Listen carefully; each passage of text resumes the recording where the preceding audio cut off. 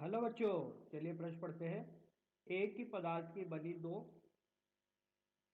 धात्विक छड़ों के व्यासों का अनुपात बच्चों दिया गया है 2:1 तथा उनकी लंबाई का अनुपात दिया गया है बच्चों 1:4 है।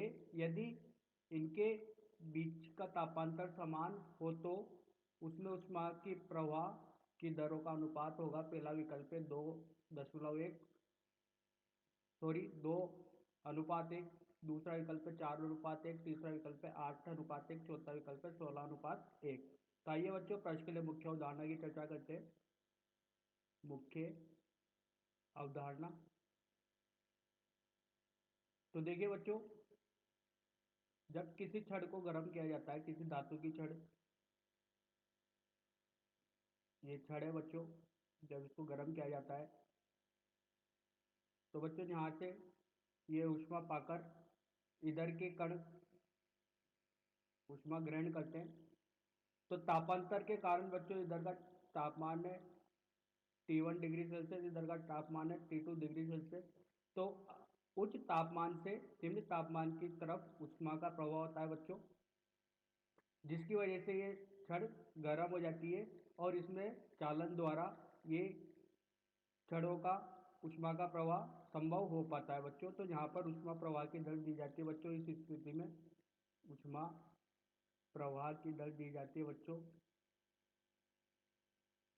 H बराबर डेल्टा क्यू बटे टी। तो देखिए बच्चों, ये होता है के ए डेल्टा थीटा बटे एल। यहाँ पर डेल्टा थीटा बच्चों तापांतर है, ये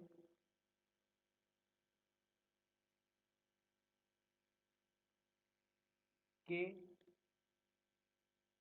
के बच्चों चालकता गुणांक है।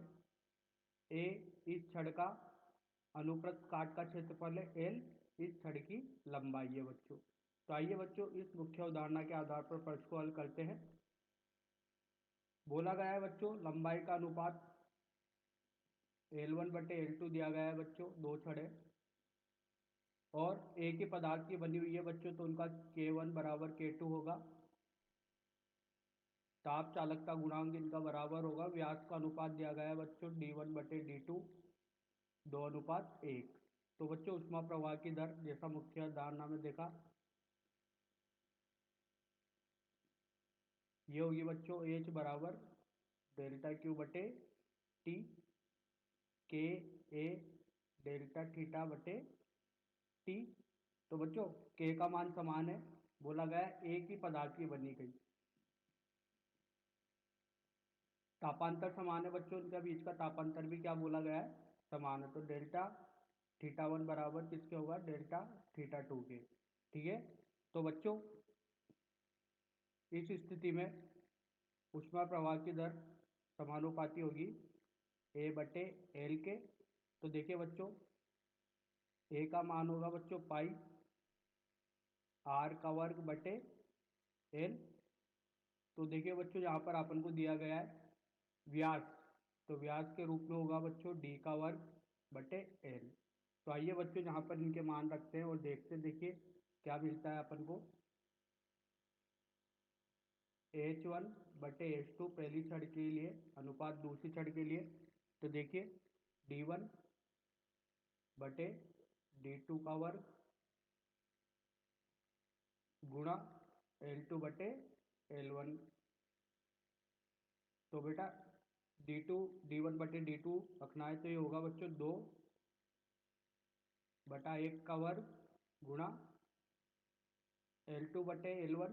तो बच्चों यहाँ पर L1 बटे L2 दिया गया तो उल्टा हो जाएगा 4:1, 4/1। इसको हल करने पर बच्चों देखिए अपन को क्या मिलता है, 16:1। तो यही है अपने प्रश्न का उत्तर बच्चों। बोला गया था कि ऊष्मा प्रवाह की दर का अनुपात बताइए, तो 16:1 सही विकल्प है अपना चौथा ऑप्शन। आशा करता हूँ आपको यह समझ में आया होगा। धन्यवाद।